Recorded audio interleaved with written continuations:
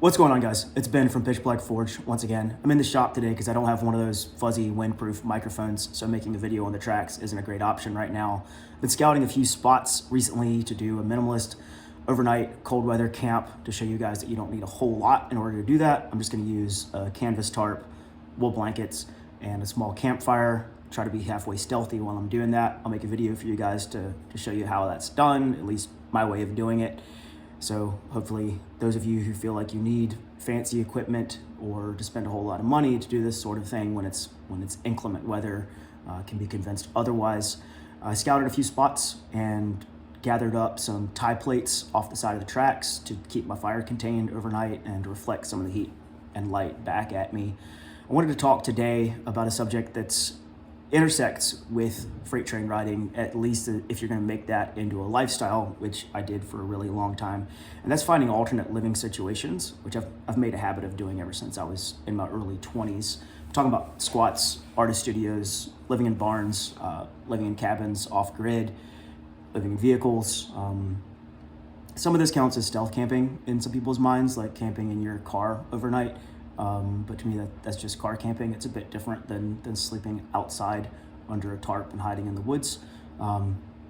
So I got into this thing of finding alternate living situations when the weather got bad and I was out riding trains. It was on the West Coast for a while, and I ended up doing a work trade to live in the basement of a student co-op with a whole bunch of people, which was not much to my liking. I did security at their parties, kicked people out that were being a bit too rowdy, cleaned up, did some cooking, and got to live in the basement in a finished room next to their furnace room and stay warm all through the winter and do the kind of stuff that I wanted to do for the rest of my time while I was living in Eugene. I've lived in an artist loft for a couple years, in a warehouse illegally. I've lived in squats, including one that I built. Lived in the loft of a barn, and I wanted to go over what that looks like. And one of the things that these circumstances have in common from my view, from my experience, and what's worked for me is a balance of stealthiness and the appropriate level of honesty or transparency when you're inevitably caught because you're doing this long term. So when I was 25, I'd been on the road for a while. I decided with my girlfriend at the time that we wanted to live in Asheville, North Carolina. Before that town had completely blown up. And the cost of living had gotten absolutely insane. It was still too expensive for us, considering how little we wanted to work for other people. So I scouted some spots in the woods. I found a large wooded lot in the middle of town on a really steep hillside that was owned by a bank out of state. So this is an absentee landlord situation. And unfortunately for a lot of people, but oddly fortunately for me, there had been a flood that fall in Asheville. The French Broad River had flooded pretty severely, and there were a bunch of warehouses down by the river that were full of construction materials that had been demolished by the floodwaters. And the stuff that was inside of these places was a total loss insurance claim on the part of the people who owned the buildings. Much of it washed downstream, downriver, and was scavenged by people downriver. A lot of stuff floated away. I scavenged a bunch of stuff off the riverbanks and out of these warehouses that winter and built a small house, basically a tiny house. You call it a cabin, but it was conventional construction. I ran the studs 16 centers. It had foam board insulation, a homemade door, had double paned argon filled windows because I found a whole warehouse full of windows and just a couple of them weren't smashed by the floodwaters. Tin roof. I built a ghillie net over top of the thing so it was hard to see. I painted trees on the outside, had a pot-bellied stove that a friend had gifted me. So I had a wood stove at night to stay warm. And I spent most of that winter actually alone in that shack because that woman and I broke up, of course, when it got really cold, and she got sick of me in such a tiny space. I was found out by just a couple of the neighbors, mostly in the process of building the thing because that's inevitably a bit noisy.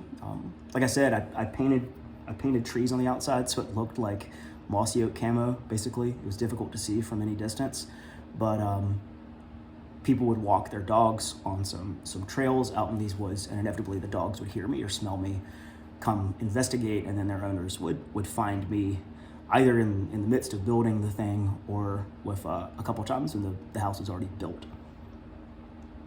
I had to walk by 5 houses every night and every morning that I left the place. There was a cul-de-sac that led up into this wooded area, which was probably like 15 acres. And those people would see me coming and going. It was obvious that I was living in the woods, though none of them knew at that point that I was building, a habitation out there. They assumed I just had some tarps and a tent, I guess. And I had the choice of skulking about and looking extra sketchy, or choosing a level of honesty and transparency with these people, introducing myself and seeing how that went. So I started introducing myself to people. I'm fairly talkative. I try to be personable.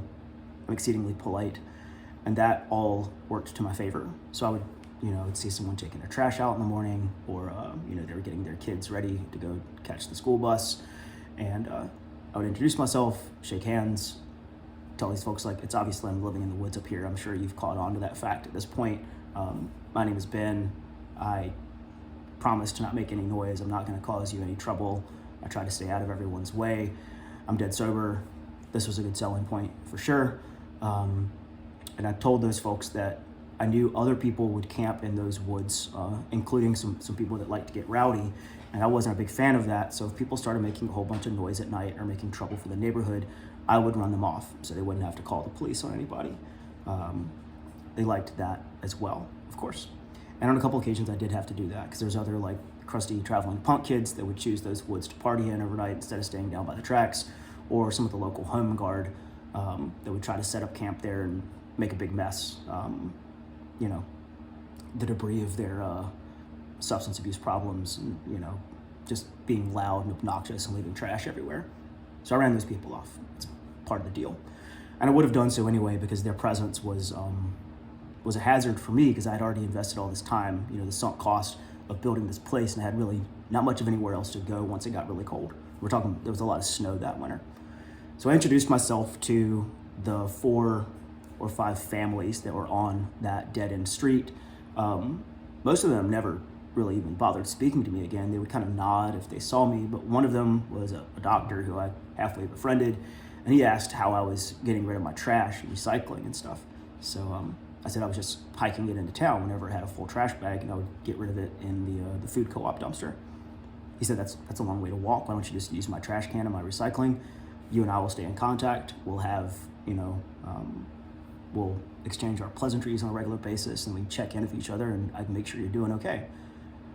That was fine by me, so that was the deal. And a couple of times throughout the winter when it got really cold, he asked if I had enough blankets, if I needed any food or anything. I never needed any assistance from him, so I never asked for it. This guy was really supportive and quite helpful, honestly. This was a doctor. He had everything going in his life, and he didn't have any reason to help me out other than it wasn't really any skin off his back. And the woods were probably quieter because of me being there. So that was one of the neighbors.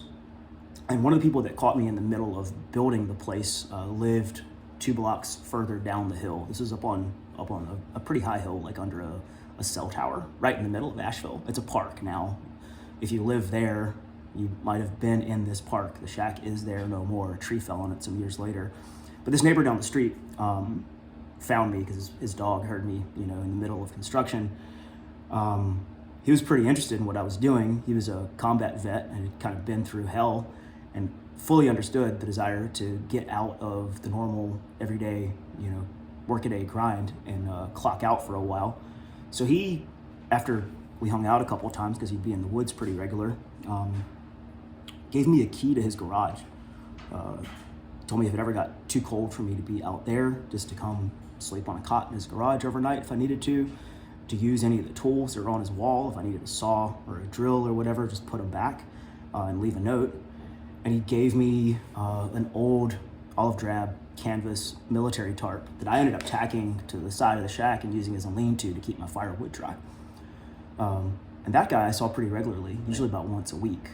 I think he was on a disability check from the military and spent a lot of his time in the woods walking around trying to keep his head straight. So those were my neighbors, and I never had any problem with those people whatsoever. And I think that's because I didn't skulk about and act extra sketchy. Of course, I looked dodgy. I was a weirdo, mid-20s punk dude, wearing really patched up clothes, and I was pretty greasy at the time from living out there. I'd wash up at the local municipal gym that had a shower room, but I spent most of my time in the public library reading or doing some volunteer work around town, and that's what my life was like at that point.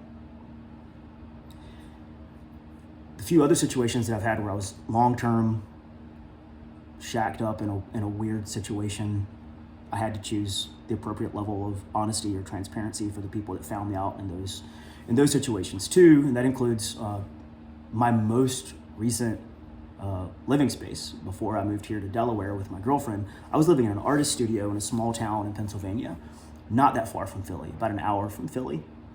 I'd gotten a job at a local architectural blacksmithing firm. I'd been living in my van for a while doing journeyman work at that point, but I was going to stay there for at least a few years and do this job, so I was looking for local apartments, sublets, whatever, and none of them were really to my liking. The nicer places I couldn't afford at all, and the places that I could afford were kind of shitholes. So I just held out until I found something that seemed right for me. And I found that there was a 5-story old brick warehouse in this small town close to work, like 5 miles from work, that was being converted by a property managing firm into artist lofts. They had just a few tenants at that point. Only a few of the spaces had been finished out and prepared for people to use them as shop spaces or retail spaces. So I called them up, got a tour of the place, told them I was looking for a space with 2 rooms, one to do cleaner work like design, drawing, whatever, and another one to hook up knife grinders and do some cold metal work for my side hustle. They had no idea that I was going to live there, but that's what ended up happening. So I signed on to the lease. It was $315 a month, including Wi-Fi, power, heat, and there was water in a bathroom next to my space and a big shop sink out in the hallway. So I moved in for $315 a month. It was about 315 square feet, so about $1 a square foot, which is dirt cheap. And I knew upon moving in that it would take them just a couple months to figure out that I was living there. And at that point, I would know if they gave a damn or not, and then I'd have to pivot if they did.